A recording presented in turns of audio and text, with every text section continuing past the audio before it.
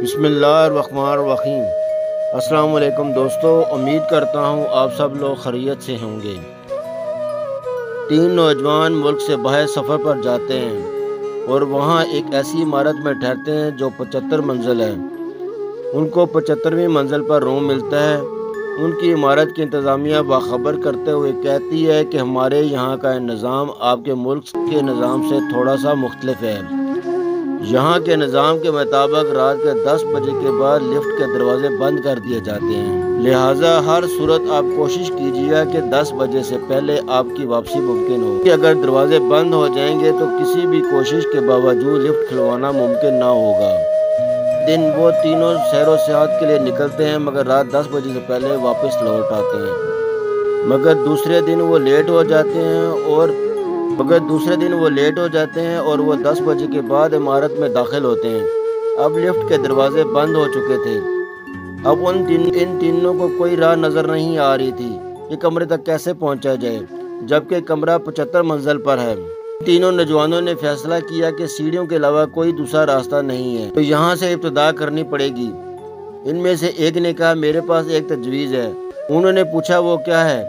उसने कहा, ये सीढ़ियाँ ऐसे चढ़ते हुए हम सब थक जाएंगे, तो ऐसा करते हैं कि इस तवील रास्ते में हम बारी बारी एक दूसरे को किस्से सुनाते हुए चलते हैं। 25 फ्लोर तक मैं कुछ किस्सा सुनाऊंगा, उसके बाद बाकी 25 फ्लोर तक दूसरा किस्सा, और फिर बाकी 25 फ्लोर पर तीसरा साथी। इस तरह हमें थकावट का ज़्यादा एहसास नहीं होगा और रास्ता भी कट जाएगा। इस पर तीनों मुत्तफिक हो गए।